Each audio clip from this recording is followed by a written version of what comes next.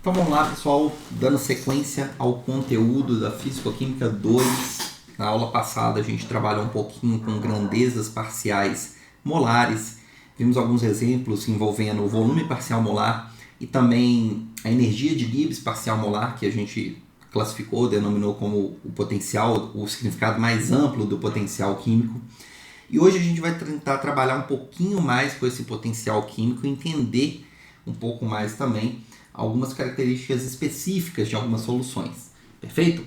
Então, sem mais delongas, vamos abordar aí, iniciando o conteúdo pelo potencial químico dos líquidos. Perfeito? Então é o seguinte, eu tenho ali dois sistemas, eu vou convidar vocês a prestarem atenção somente nesse sistema aqui da esquerda, no início, ok? Esse sistema aqui da esquerda, em que eu tenho um líquido A em equilíbrio com o vapor desse líquido.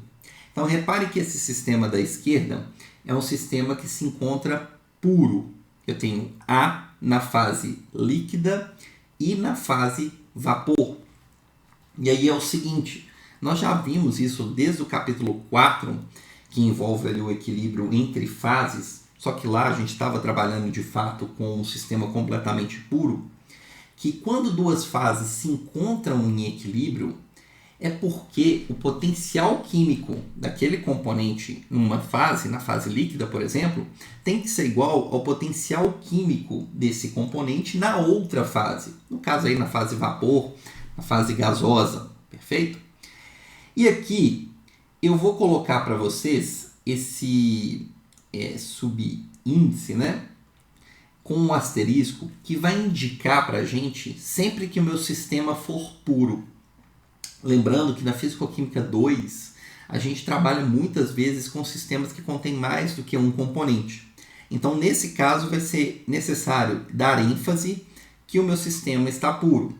Então, quando você vê essa notação aqui, ó, MiA asterisco, o que isso significa? Isso significa o potencial químico do componente A em um líquido, sendo que nesse líquido só tem A, ou seja, ele está puro. Ok? MiA asterisco gás significa o potencial químico daquele componente A na fase gasosa. E naquela fase gasosa eu só tenho o componente A também. Então, sempre que aparecer esse símbolo asterisco, significa que você está falando que aquela sua fase se encontra com apenas um componente, ou seja, está pura. Eu sei calcular o potencial químico de um líquido? É o que a gente quer descobrir aqui agora. E a gente vê que na situação de equilíbrio, o potencial químico desse líquido, nesse exemplo que foi dado, tem que ser exatamente igual ao potencial químico do gás. Se a gente considerar o gás como sendo um gás perfeito, a gente viu que eu posso calcular o potencial químico de um gás perfeito a partir do potencial padrão desse componente na fase gasosa, mais o termo logaritmo, RT, ln da pressão de vapor. Ok? Nesse caso, reparem que está escrito ali PA asterisco, porque é a pressão de vapor daquele componente, só que no vapor eu só tenho aquele componente. É a pressão de vapor, tá? Relativa ao líquido puro. Beleza? Por que pressão relativa? Lembre-se sempre que esse termo aqui do logaritmando é uma razão das pressões de vapor. A pressão de vapor dividido pela pressão de vapor na condição padrão. Padrão igual a 1 bar, então meu denominador vale 1. Tá bom? Eu não vou ficar sempre repetindo esse denominador, então a gente já coloca ali PA asterisco, porque é a pressão de vapor daquele líquido que contém somente o componente A. Ou seja, ele está puro. Tá. Até aqui eu acho que vocês conseguiram acompanhar. Qual que é a diferença desse sistema da esquerda do slide para o sistema da direita? No sistema da direita, eu também vou ter um líquido em equilíbrio com uma fase vapor. A diferença é que a fase líquida e a fase vapor não são formados por apenas um componente. Eu tenho uma mistura líquida e eu também tenho uma mistura desse vapor. Então, eu tenho um líquido que contém os componentes A e B. E eu tenho um vapor em equilíbrio que também contém esses componentes A e B. Agora, se eles estão em equilíbrio, o potencial químico de cada componente em cada uma das fases tem que ser necessariamente o mesmo. Então, se eu pegasse o componente A para fazer essa abordagem, para escrever ali a notação, eu também poderia afirmar que o potencial químico desse componente A na fase líquida também tem que ser igual ao potencial químico daquele componente na fase vapor. Isso também vale para o componente B. Tá? O potencial de B na fase líquida tem que ser igual ao potencial de B na fase vapor. Mas vamos pegar aqui o componente A, que é o componente que a gente tem no sistema da esquerda também puro. Repare aqui no caso que eu não estou usando o símbolo asterisco, porque nenhuma dessas fases, nem a fase líquida, nem a fase vapor, é pura. Então, eu estou falando do potencial químico daquele componente em fases que contêm outros componentes, que são misturas. Tá bom? Como que eu poderia calcular o potencial químico do A na fase líquida, agora na mistura líquida? Ué, o potencial químico de A na fase líquida tem que ser igual ao potencial químico de A na fase vapor. Só que para calcular o potencial químico de A na fase vapor, eu sei calcular. É o potencial químico de A na situação padrão, né? Mais RT ln da pressão de vapor de A. Ok?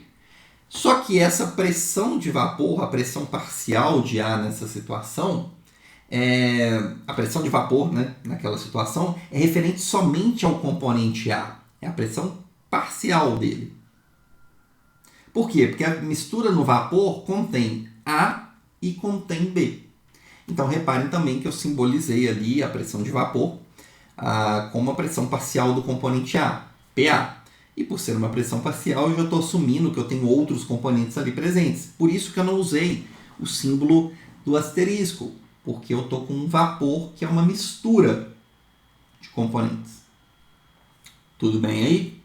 Qualquer coisa vai sinalizando para mim aí, por favor, tá, pessoal? Agora, repara o seguinte. Existe aí duas relações para a gente estabelecer, tá bom? A Ana está perguntando aqui se nos dois casos o meu sistema está fechado. Tem que estar fechado, viu, Ana? E numa situação em que a quantidade de espécies na fase líquida e na fase vapor não altera mais. Eu já atingi uma condição de equilíbrio. Se o meu sistema tivesse aberto, essa condição de equilíbrio não seria atingida. Então é importante observar isso também, tá bom? Nos dois casos, eu estou com sistemas fechados que já atingiram a condição de equilíbrio. Perfeito? Aí o seguinte, pessoal. Reparem que as duas expressões, elas contêm um termo comum, que é o potencial químico do gás na condição padrão. Esse termo aqui, ele está presente nas duas expressões. E, portanto, eu posso isolar esse termo nessa primeira expressão aqui, ó, potencial químico de A padrão para aquele gás, é o potencial químico de A na fase líquida, quando ele está puro, menos RT ln da pressão de vapor desse líquido puro. E eu posso pegar essa expressão e substituir aqui na expressão da direita. Quando eu fizer isso, eu vou eliminar esse termo que tem um potencial químico na condição padrão para a espécie gasosa. E aí eu vou ter o seguinte, olha, o potencial químico de A na fase líquida é igual ao potencial químico de A quando eu tenho o meu líquido puro menos RT ln de PA asterisco mais RT ln de PA. Reparem que eu tenho ali uma subtração de logaritmos de mesma base. O termo RT ele é comum, então ele pode ser colocado em evidência. E essa subtração de logaritmos da mesma base, eu posso aplicar uma propriedade de logaritmo. O que eu posso fazer? Eu posso conservar o logaritmo e dividir o logaritmando. E aí eu obteria essa expressão final aqui, né? O potencial químico de A na fase líquida, eu consigo calcular a partir do potencial químico do líquido puro, desse componente A puro, na fase líquida, mais RT ln de uma razão das pressões. Pressão parcial de A na mistura sobre a pressão de vapor de A quando ele está puro. Perfeito? Então essa é a situação que nós temos aqui. Como que a gente pode calcular o potencial químico de um líquido? Bom, vamos avançar com isso aqui então. Vai me dando feedback também pelo chat, que a gente vai conversando e avançando aos poucos, tá bom, pessoal? Vamos lá. Agora eu quero apresentar aqui para vocês uma lei, que é uma lei muito famosa, tá? Que é a lei de Raoult, que ela vai descrever um comportamento específico da pressão de vapor, né, desses componentes em função da composição do meu sistema, tá? Não é exatamente esse Raoult aqui, ó, que também é um gênio, mas esse cientista francês que em alguns experimentos mostrou para vocês, para a comunidade científica, para o mundo, que a pressão de vapor de um componente numa mistura que ele denominou como sendo uma solução ideal. Eu já vou explicar melhor para vocês o que seria essa solução ideal, mas desde que eu tivesse como uma solução idealizada, a pressão de vapor dos componentes dessa mistura era proporcional, ok, à composição, à fração molar desses componentes na fase líquida. Então ele percebeu que à medida que aumentava a composição desses componentes na fase líquida, a pressão de vapor de cada um desses componentes também respondia de modo linear, existia uma proporcionalidade. E essa constante de proporcionalidade era a pressão de vapor desse componente quando ele estava puro. Então, no caso aqui do componente A, a pressão de vapor desse componente poderia ser calculado por uma solução ideal se você tivesse a composição do seu sistema. Era a fração molar vezes a pressão de vapor desse componente quando ele está puro. Tá bom? Isso só é válido para soluções que são ideais. E o que seria soluções ideais?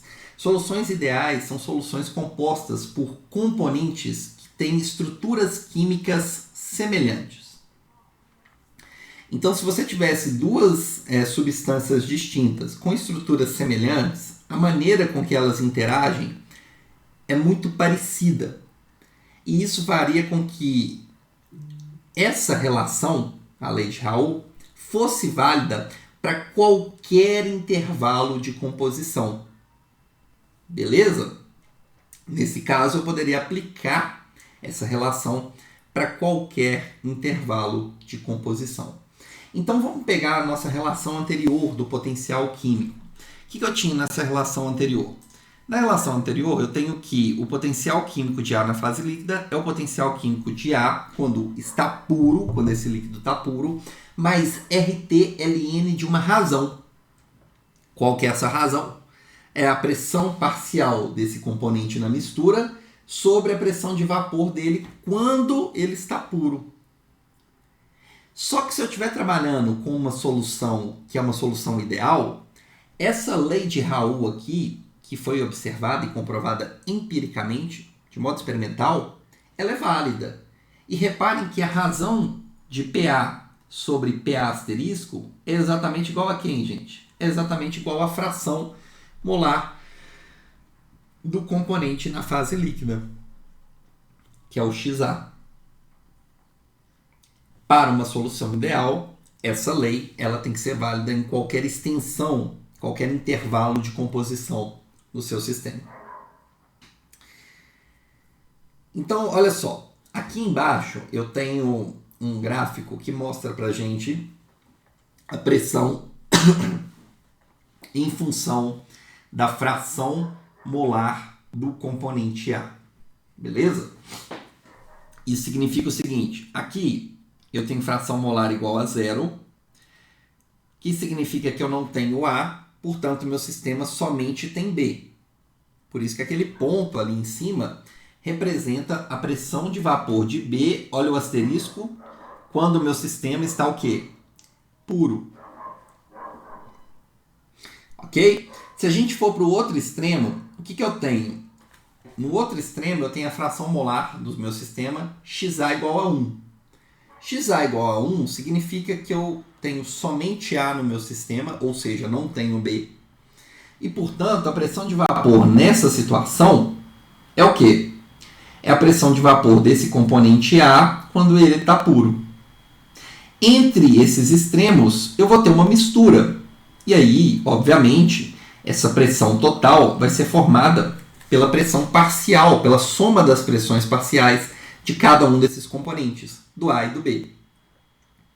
Reparem que eu tenho uma relação linear para mostrar que, à medida que eu aumento a fração molar do componente A, a pressão parcial de A vai aumentando de modo linear. Consequentemente, a pressão parcial de B ela vai diminuindo. Ok? Porque quanto mais A você tem, menos B você tem no sistema. Ok? Quanto maior é a fração molar de A, menor é a fração molar de B. Então você tem um acréscimo da pressão parcial do componente A e uma redução da pressão parcial do componente B. Sendo que a soma das pressões parciais, tá, de A mais B vai te dar a pressão total em cada uma das composições que você quiser analisar ali. Tranquilo? Então percebam que esse gráfico mostra uma certa linearidade entre a pressão parcial e a pressão parcial desses componentes e a fração molar deles no meu sistema. Tá bom? Então, deixa eu só repetir aqui para vocês. A Ana pediu, né? O que são soluções ideais. É até bom que a gente faz um resumo e dá ênfase nisso.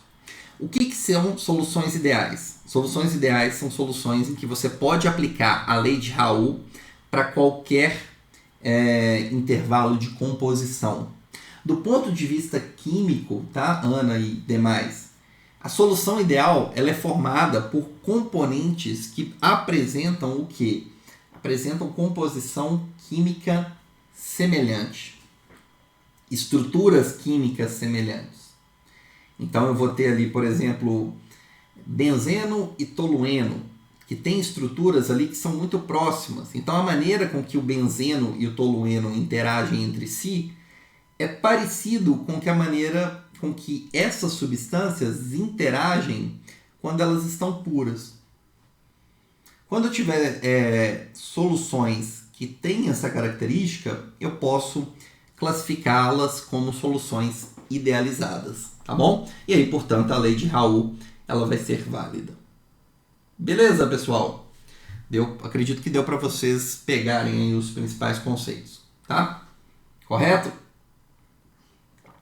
Vai me dando um retorno que a gente vai avançando.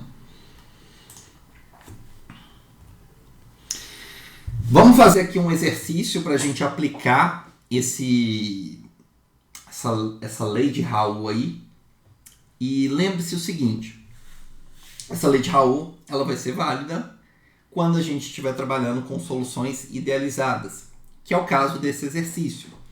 Aqui eu tenho uma solução ideal formada por dois líquidos, o líquido A e o líquido B. Ele me deu uma determinada temperatura e falou que nessa temperatura as pressões de vapor do líquido A e B puros são respectivamente 66 e 88 torr. A partir disso, ele pede para a gente calcular qual que é a composição do vapor que se encontra em equilíbrio com essa solução, com essa mistura líquida. Tá? Sabendo que essa solução líquida ela tem 36% em mol de A nessas condições. Aí você pode falar aqui o seguinte, peraí, Bruno, ele já não me deu a resposta não, ele está pedindo para eu calcular a composição do vapor, mas ele me deu ali, falou que é 36% em mol. Não, galera, presta atenção numa coisa. O que foi dito é que eu tenho 36% em mol no líquido. Então, lembre-se o seguinte, agora eu estou trabalhando com uma mistura líquida que está em equilíbrio com a mistura do vapor. Ele me deu a composição da fração molar no líquido. E essa composição ela não precisa repetir no vapor. E nem vai, porque reparem que o líquido A e o líquido B, eles têm volatilidades diferentes. Vocês estão vendo que a pressão de vapor de B é maior do que a de A? Então isso significa dizer que existe uma maior tendência para as moléculas de B passarem para a fase vapor. Naturalmente, é esperado que no meu vapor eu tenha mais B do que A em relação ao líquido, porque o B é mais volátil do que o A. Então ele me deu a composição na fase líquida.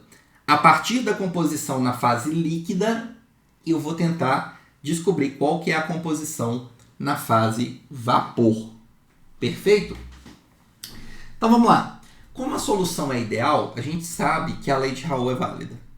Então, para calcular a pressão parcial de A e B nessa determinada situação, eu posso aplicar aquela lei de Raoult que mostra a proporcionalidade entre a pressão parcial do componente e a fração molar desse componente.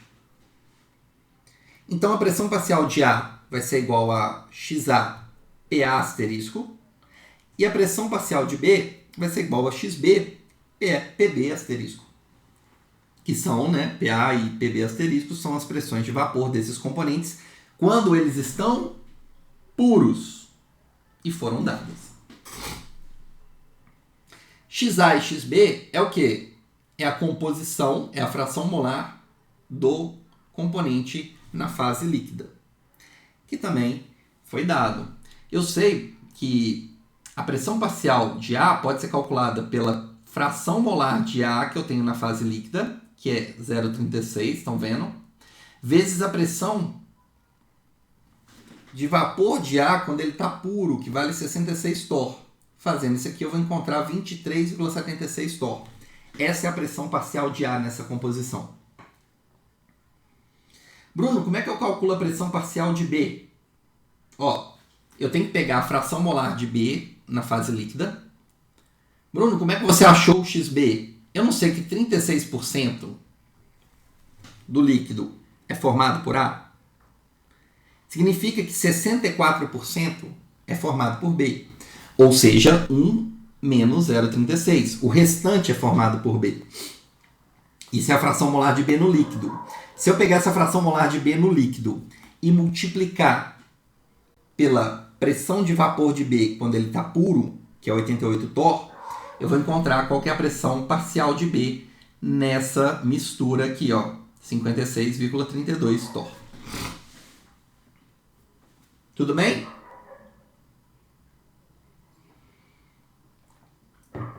Agora é o seguinte.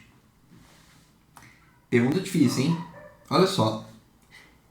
Qual que é a pressão total do meu sistema? Pressão de vapor total. Ué, pressão de vapor total tem que ser a pressão exercida pelo componente A na fase vapor, mais a pressão exercida pelo componente B na fase vapor. Então, se eu somar 23,76 com 56,32, a resposta final tem que me dar a pressão total do vapor. Pressão exercida pelo componente A e B somados, que é em torno de 80 torr, um pouquinho mais que isso. Ah, Bruno, faz sentido. Eu só não estou entendendo como é que você vai descobrir a composição do seu vapor. Ah, aí que tá. Para descobrir a composição do meu vapor, eu vou ter que utilizar uma lei famosa que vocês conhecem muito bem, que é a lei de Dalton. Talvez vocês não estejam relembrando dela, mas a gente falou bastante quando trabalhou com o conceito de gases, né, e o estudo de gases, o comportamento dos gases. A lei de Dalton vai relacionar a composição do vapor com a fração molar dessa fase. Então, olha só para relembrar vocês aqui.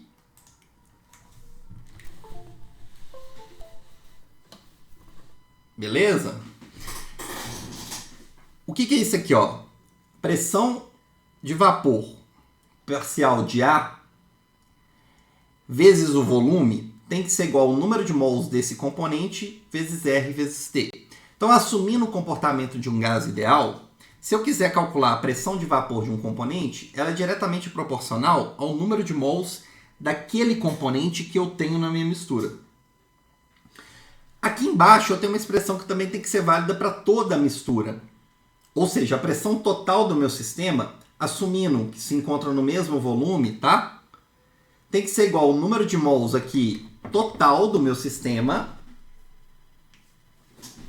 R vezes T.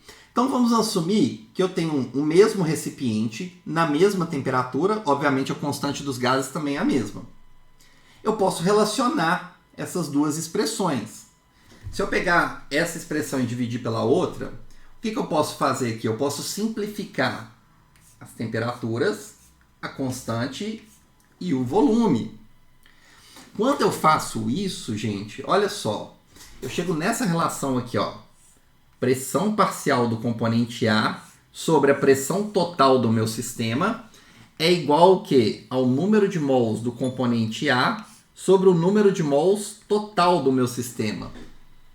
Essa razão aqui, ó, da pressão parcial do componente sobre a pressão total é igual a uma fração molar. Isso aqui é a fração molar. Número de mols do componente A sobre o número de mols total. É isso que a gente chamava lá de XA. Só que lembra-se que na Fisicoquímica 1, eu só tinha o componente A no meu sistema no estado vapor. Aqui eu tenho duas fases. Eu tenho a fase líquida e a fase vapor. Então a gente vai chamar isso aqui, quando eu estiver falando do gás, isso aqui é uma fração molar. Só que ao invés de usar X, eu vou usar Y. Então isso aqui seria o YA. O que é a lei de Dalton? A lei de Dalton fala o seguinte, ó. Se eu quiser calcular a pressão parcial do componente gasoso na mistura, basta eu pegar a fração molar desse componente na fase gasosa, o YA, e multiplicar pela pressão total do meu sistema. Bruno, qual que é a diferença desse YA e do XA?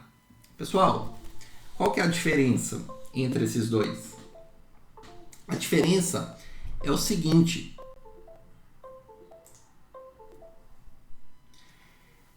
A diferença é que XA é a fração molar do componente na fase líquida.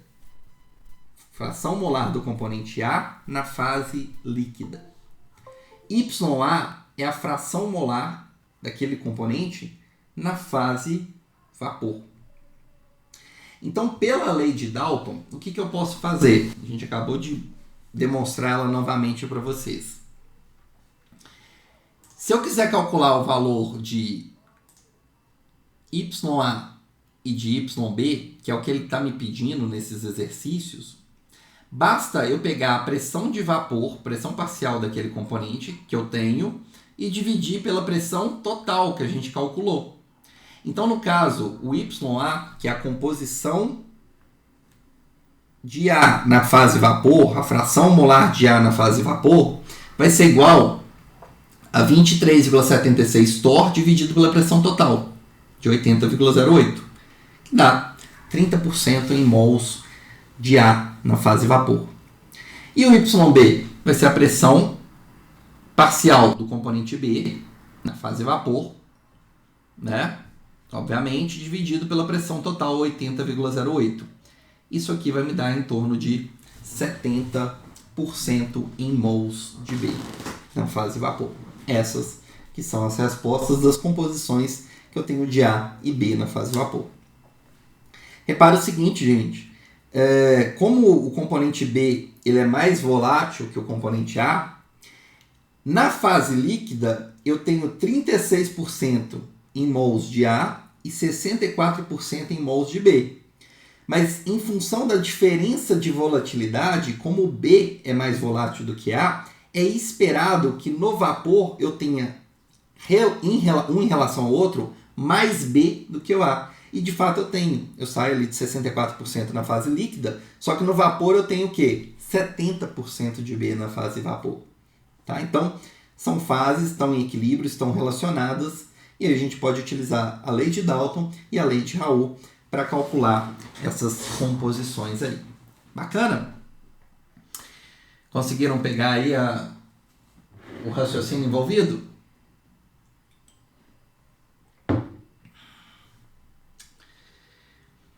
Então, vamos lá. Então, é o seguinte, pessoal. Nem tudo são flores, né? A gente viu as situações em que a gente pode aplicar a lei de Raul, porém, existem situações em que essa lei ela tem alguns desvios, tá? A Ana até tinha perguntado assim, Bruno, como é que eu classificava lá o que é uma solução idealizada? E a gente falou, né, que uma solução idealizada ela é formada por componentes que têm estruturas semelhantes. Eu até dei o exemplo do benzeno e do tolueno.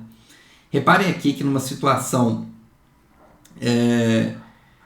desse tipo aqui, benzeno e tolueno, as estruturas são muito parecidas e a maneira com que esses componentes interagem entre si é próximo da maneira com que eles interagem com eles mesmos, ou seja, quando eles estão puros. Beleza? Então, olha só. Quando eu tenho um comportamento que é idealizado, tá? Esse comportamento idealizado, ele vai seguir aqui uma relação linear e aí não tem muito mistério para a gente saber e verificar que a lei de Raul pode de fato ser válida. Contudo, eu coloquei para vocês aqui alguns exemplos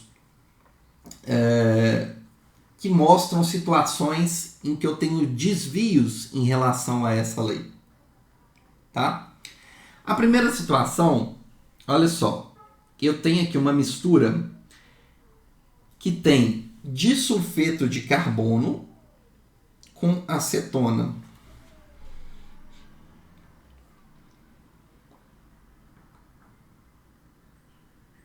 Disulfeto de carbono com acetona.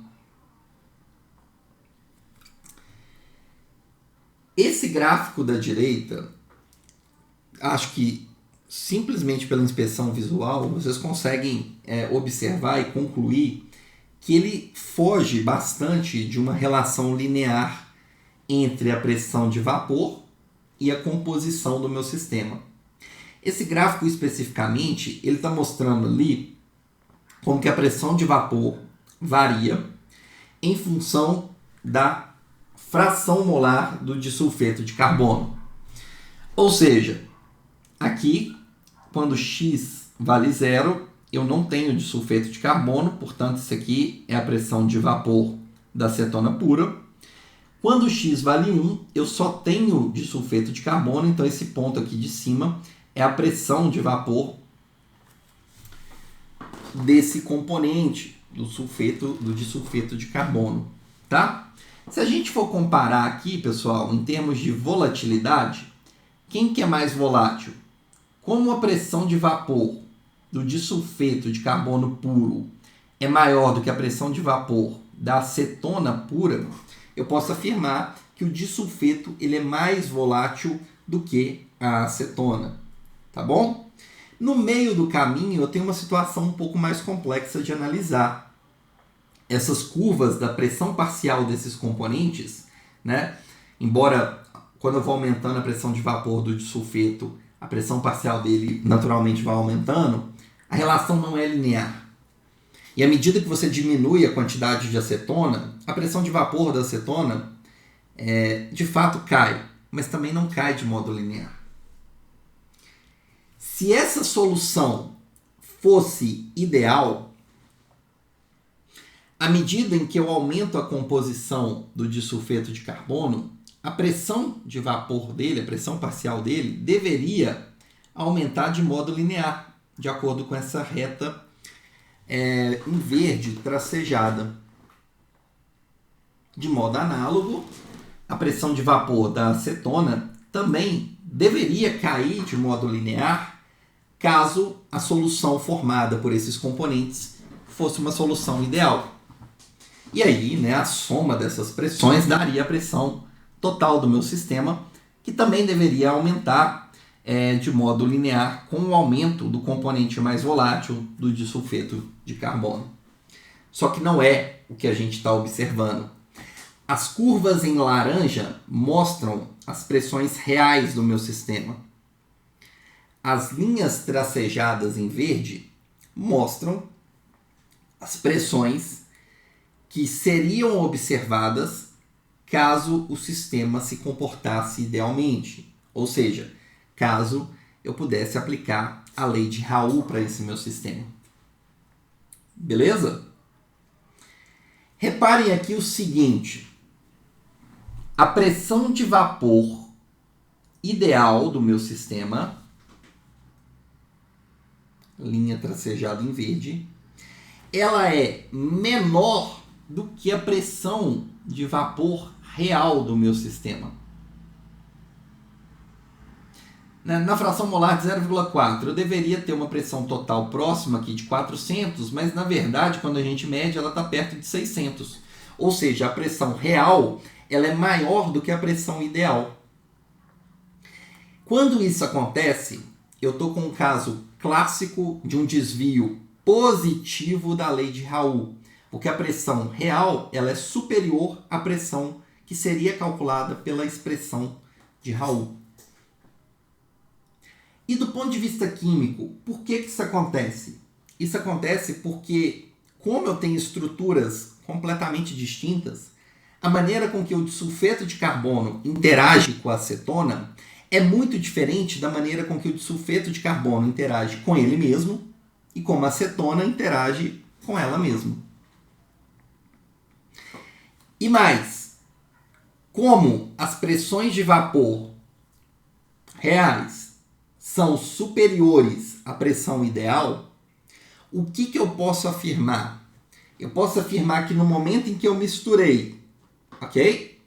O disulfeto de carbono com a acetona, as interações estabelecidas são mais fracas do que as que existem quando os componentes estão puros. Já que essas interações são mais fracas, a tendência é que as moléculas, tanto do disulfeto quanto da acetona, escapem para a fase vapor, aumentando a quantidade de moléculas na fase vapor, que é verificado com uma pressão real superior à pressão ideal do meu sistema. Beleza? Esse é o caso que a gente tem um desvio aí positivo da lei de Raoult. Tudo bem, pessoal?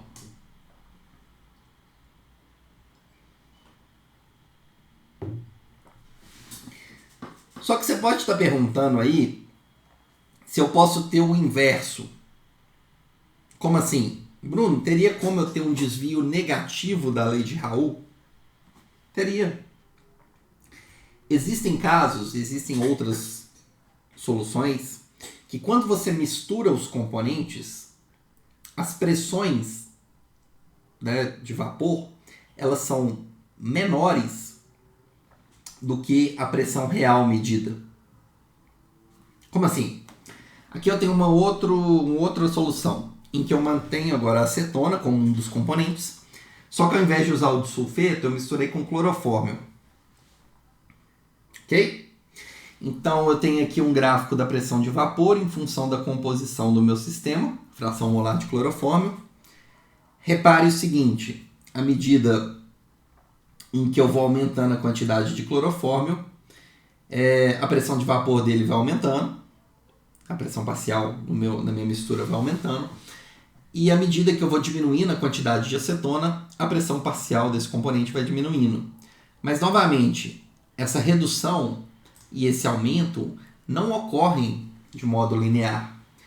E, naturalmente, consequentemente, a pressão total também não vai alterar de maneira linear.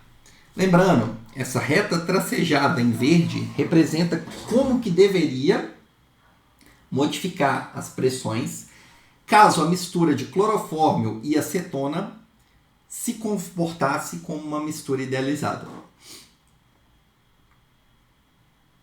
Beleza? Repare o seguinte. A pressão total dada pela curva em laranja, ela é inferior à pressão que deveria o sistema possuir caso o comportamento dele fosse idealizado. Eu tenho um caso típico aí agora de um desvio que é um desvio negativo da lei de Raoult. Porque a pressão medida, né, a pressão real, ela é inferior à pressão ideal. Vamos pensar aqui. Se a pressão real é menor do que a pressão ideal, é porque eu tenho menos moléculas que eu deveria ter na fase vapor. A pressão real está menor. Então, a tendência das moléculas escaparem da fase líquida para irem para a fase vapor reduziu. Se reduziu, é porque ao misturar o clorofórmio com a acetona, as interações formadas entre essas substâncias são mais intensas na fase líquida do que quando eles estão puros. E aí, o fato dessas interações serem mais intensas faz com que a volatilidade desses componentes reduza e eu observe um efeito, né, um desvio negativo da lei de Raoult. Tá bom? Então pode ter casos sim, né, muitos casos em que quando a gente tem componentes com estruturas químicas e modos de interagir completamente distintos, o que vai acontecer? Eu vou ter desvios, sejam positivos ou negativos em relação à lei de Raoult. Então isso é natural de acontecer. Tá bom?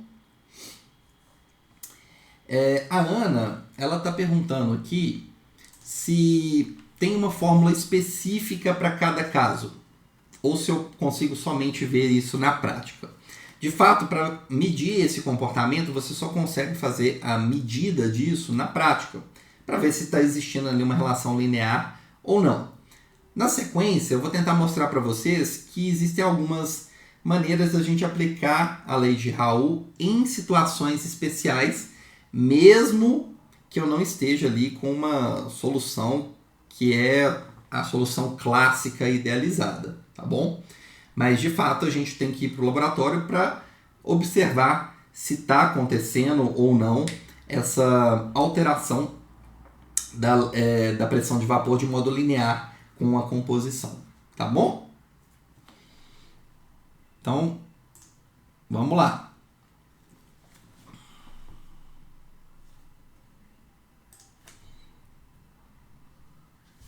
Agora eu quero apresentar para vocês a lei de Henry, que é uma outra lei,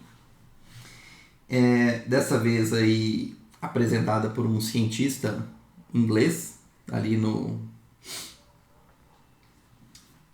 nascido ali no século XVIII, tá bom? E ele descobriu também de modo experimental que para soluções reais diluídas, tá? Também chamada de soluções diluídas ideais, a pressão de vapor do soluto também era diretamente proporcional à fração molar, embora a constante de proporcionalidade não fosse a mesma que da lei de Raoult. Vamos com calma, talvez vocês não tenham entendido esse enunciado nessa primeira vez que eu falei para vocês, mas vamos construir ele aos pouquinhos aqui. Eu coloquei para vocês aqui um gráfico de uma solução real, ok? Nitidamente vocês conseguem perceber que não é uma solução ideal. Por quê? Porque se ela fosse uma solução ideal, essa curva em laranja teria que estar coincidente com a linha tracejada em verde, concordam? Porque a pressão de vapor dos componentes, por exemplo ali do XB, do componente B, teria que aumentar de modo proporcional à composição dele no meu sistema. E não é o que a gente está observando. Aqui eu tenho um caso de desvio positivo da lei de Raoult. Estão vendo? A pressão de vapor está maior para a solução real do que deveria estar caso os componentes ali, A e B, tivessem interações semelhantes. Bom, Só que repara o seguinte, mesmo para uma solução real, se eu estiver trabalhando com essa solução real no extremo, diluída, ou seja, tendo muito B e pouco A, vocês conseguem perceber que nessa situação aqui, ó, em que eu tenho muito B e pouco A pressão de vapor medida pela lei de Raoult se aproxima muito da pressão de vapor medida empiricamente, pressão real. A curva em laranja está praticamente tocando a curva em verde.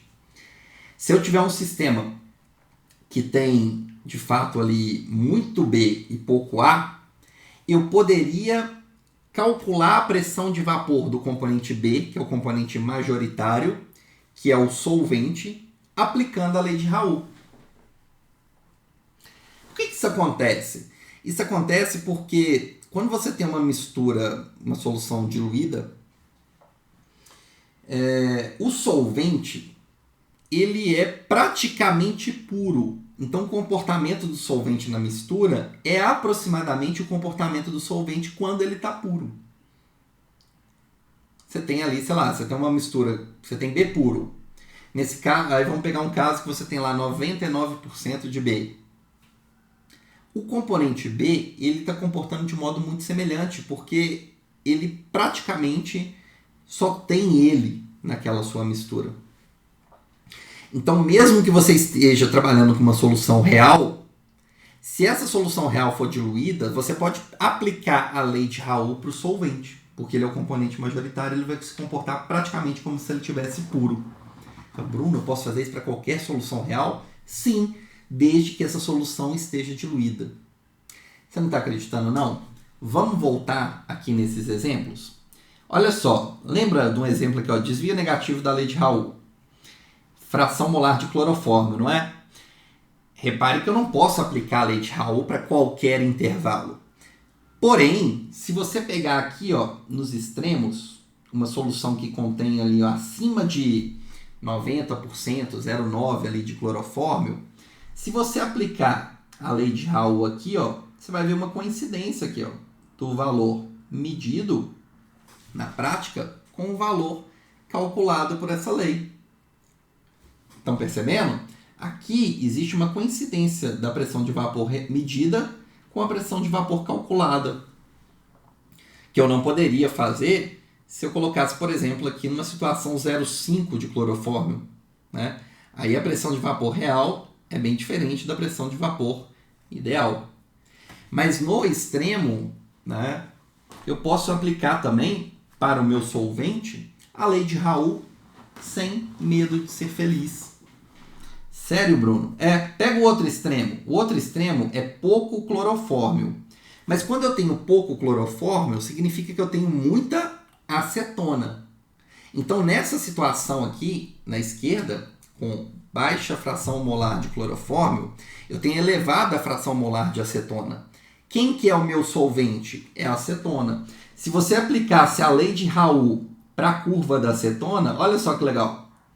Repare que existe ali uma coincidência do valor de pressão que é informado pela lei de Raoult, calculado pela lei de Raoult com a acetona, e o valor medido, a curva em laranja, está coincidente com a curva em verde. O que isso significa? Significa que para qualquer solução, seja real ou ideal, a diferença é que na ideal vale para qualquer intervalo, mas mesmo uma solução real, você pode aplicar a lei de Raoult se essa solução estiver diluída. E para quem que você aplica a lei de Raoult? Para o solvente. Porque nessa situação eu tenho tanto solvente que o solvente praticamente se comporta como se ele estivesse puro. Faz sentido?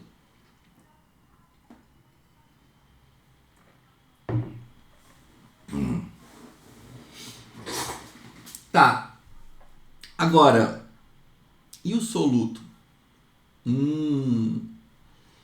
O que esse outro cientista, agora o Henry, percebeu?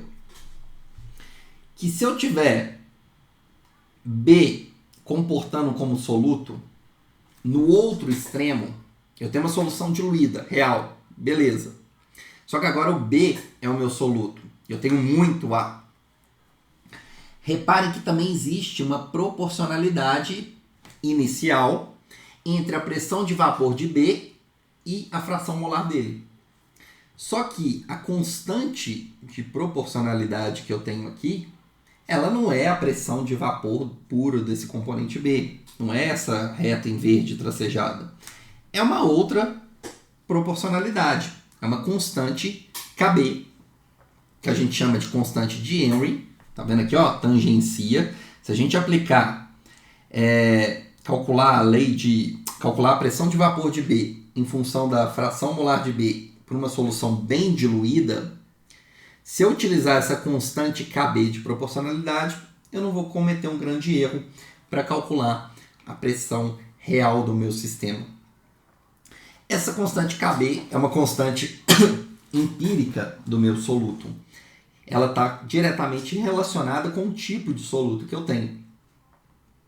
E por que existe essa diferença gritante entre o solvente? Por que não é a pressão de vapor do meu soluto puro? Igual na lei de Raoult eu uso a pressão de vapor do solvente puro.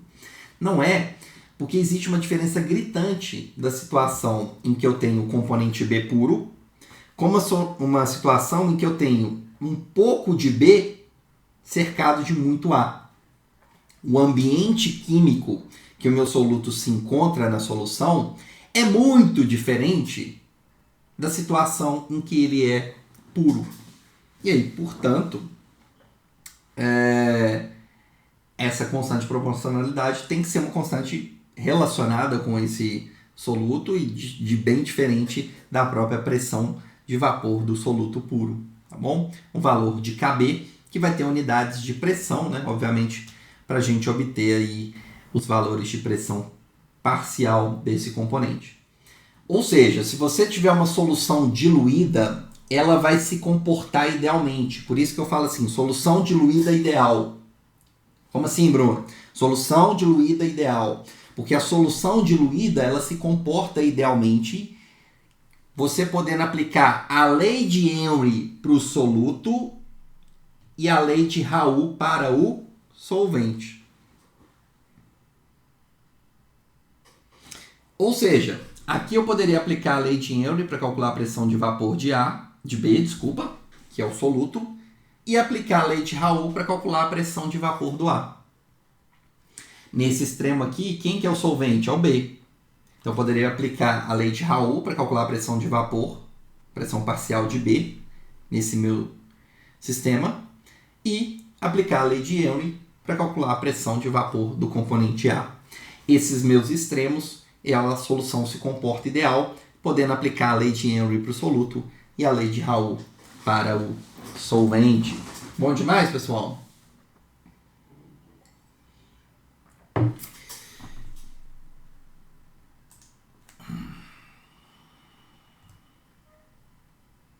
Vamos fazer um exercício aqui.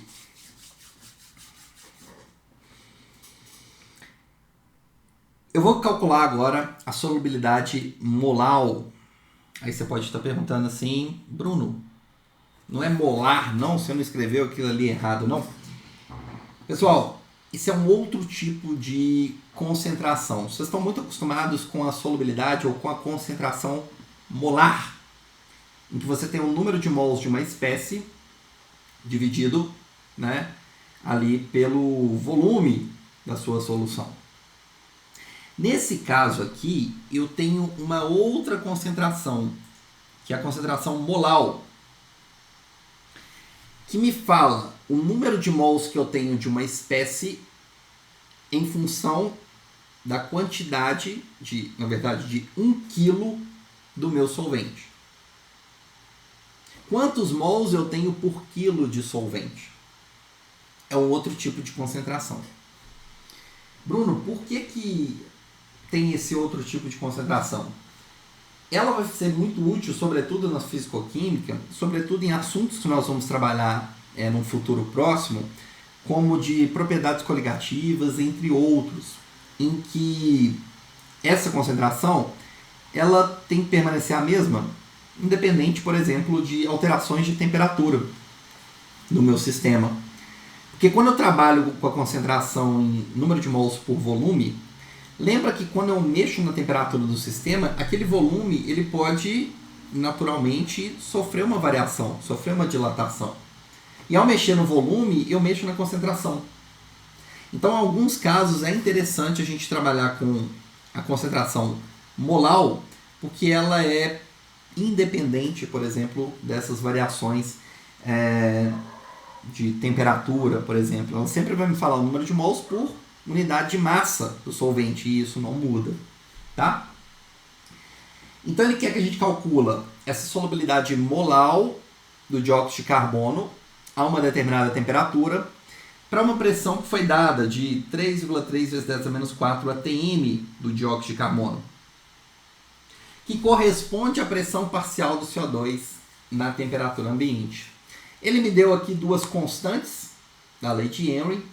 Por quê? Porque eu estou pensando em CO2 dissolvido em água, quantidade muito pequena, vocês estão vendo aqui a pressão. Eu estou numa situação que eu tenho pouco CO2 dissolvido em água, o CO2 está comportando como soluto. Tá? Então, como que a gente resolve? A lei de Henry, né, estabelece que existe uma proporcionalidade entre a pressão de vapor do componente e a fração molar. Essa constante de proporcionalidade é a constante de Henry para aquele componente. Então, imaginando que eu tenho CO2 e água, a pressão de vapor do CO2 vai ser igual à constante de Henry desse CO2 vezes a fração molar. Ou, se você preferir, a fração molar é igual à pressão parcial do CO2 dividido pela constante de Henry, tá? Dado em unidade de pressão. Então, aqui eu tenho a constante de Henry do CO2 dado, ok?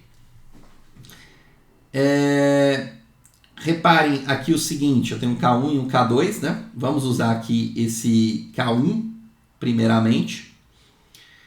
O que é a fração molar de CO2? A definição mostra que é o número de mols de CO2 dividido pelo número de mols total, ou seja, CO2 mais água. Só que eu tenho uma solução que ela tem muito pouco CO2 em relação à quantidade de água. Então, a fração molar de CO2 é aproximadamente o número de mols de CO2 dividido pelo número de mols de água. Beleza? Esse denominador aqui é aproximadamente o número de mols de água, porque o número de mols de CO2 é muito pequeno, perto dele. Então, no lugar da fração molar de CO2, eu posso substituir pelo número de mols de CO2 sobre o número de mols de água. Tá? E aí eu posso passar, né, o número de mols de água multiplicando. Então eu tenho que o número de mols de CO2 é igual à pressão parcial desse gás vezes o número de mols de água dividido pela constante de Henry. A pressão parcial do CO2 foi dada, é 3,3 vezes 10 a menos 4 atm. Como a minha constante está em torr, tá vendo?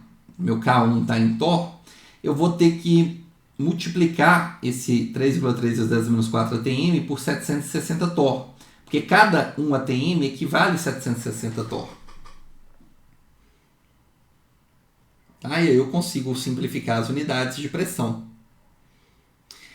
E o número de mols de água, eu quero saber o número de mols de água, eu quero saber o número de mols de CO2 que eu tenho em 1 kg de água. 1 kg de água tem qual quantidade em mols?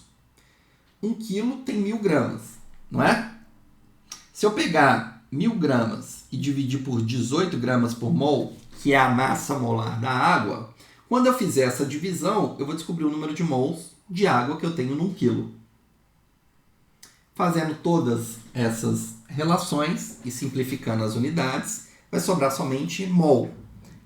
Essa é a quantidade que eu tenho de CO2 para cada quilo de água. Ou seja, essa é a molaridade do CO2 no sistema. Bruno, e essa constante K2? Para que ela serve? Gente, essa constante K2, né? Que ali está agora em outra tabela, só mudou ali para K'. Essa constante está mostrando aqui o seguinte. Ela já está corrigida com unidade de pressão e já está utilizando por mol do solvente. Então eu já poderia calcular a molaridade do CO2 direto por essa constante, obviamente se eu tivesse esse valor. Tá? Então eu coloquei as duas alternativas, porque se você tivesse a segunda, bastaria você aplicar a lei de Henry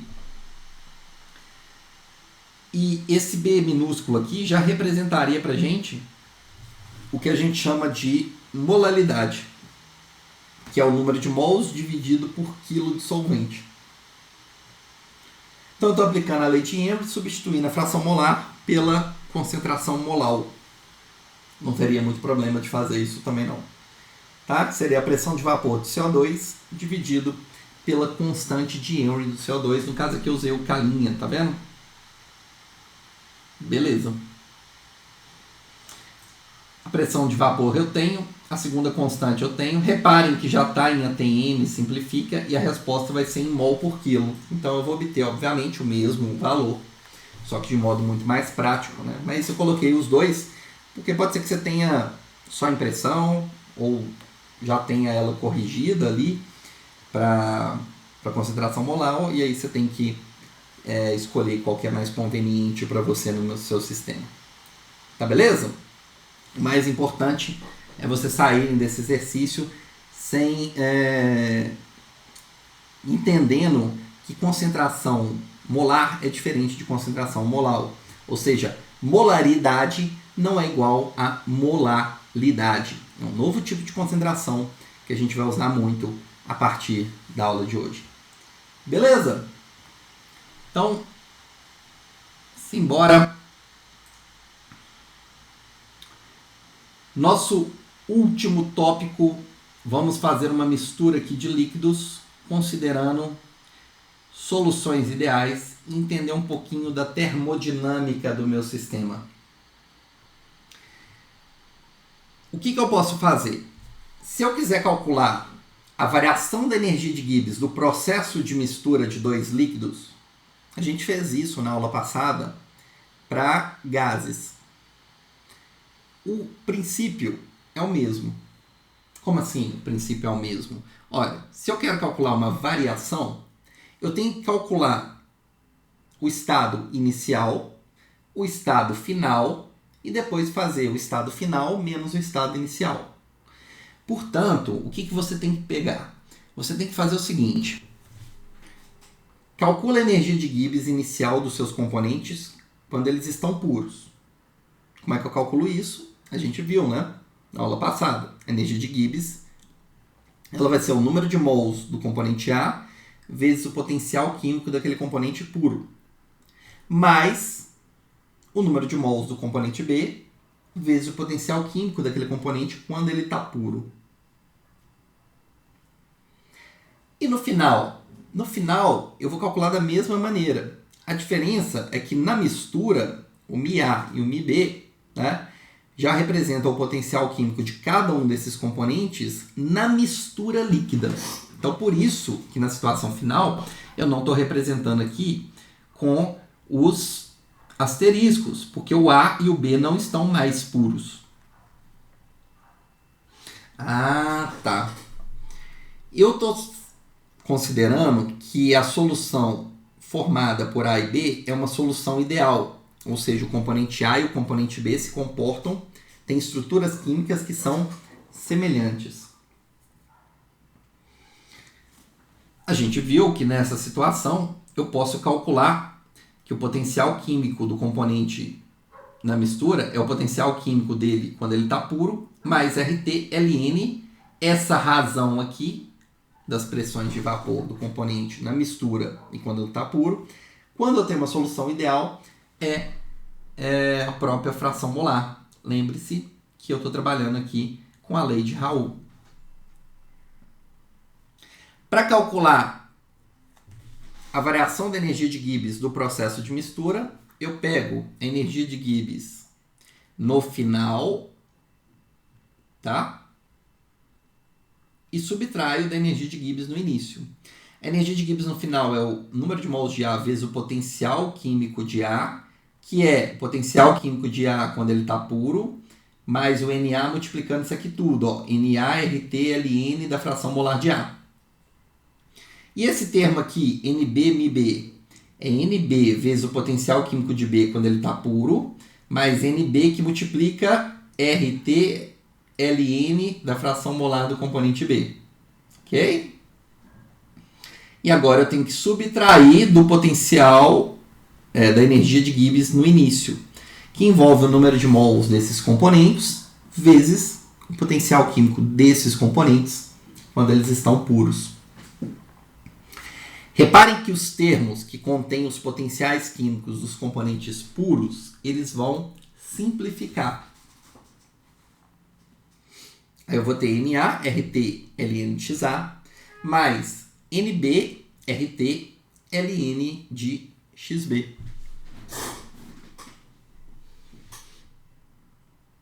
Ok? Lembrando que o número de mols do componente é igual à fração molar do componente vezes o número de mols total, N.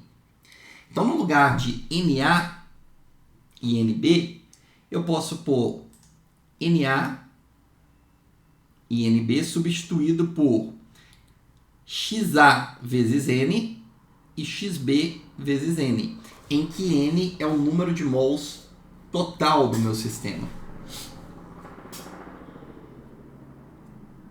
Se eu colocar o termo nRT em evidência, eu fico com ΔG da mistura igual a nRT, XALN de XA, mais XBLN de XB.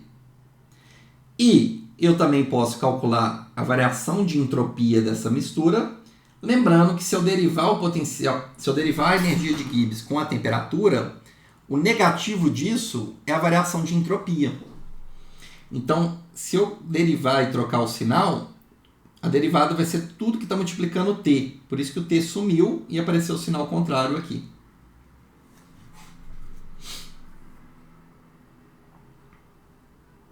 Ok?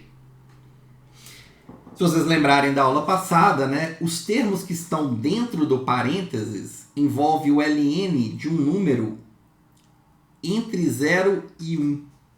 Naturalmente, o ln de um número entre 0 e 1 vai dar um valor negativo. Então, significa que o ΔG calculado para o processo de mistura vai ser sempre negativo, indicando uma espontaneidade desse processo, da mistura dos líquidos. E o ΔS dessa mistura vai ser sempre positivo. Aqui tem um sinal de menos e o parênteses também vai dar negativo, menos com menos dá mais. Tem uma outra coisa aqui que eu acho que a gente pode considerar, que é o seguinte. Não sei se vai dar aqui para vocês verem. Existe uma relação entre o ΔG e o ΔS. ΔG é igual a ΔH menos TΔS. Só que reparem o seguinte, esse termo ΔG é igual a ΔH menos TΔS. Só que o ΔS que nós calculamos, se você multiplicar por T e trocar o sinal, é exatamente igual ao ΔG. Nessa situação da mistura de gases ideais, a conclusão que a gente vai ter é que o nosso ΔH vai ser igual a zero. O ΔH vai ser igual a zero.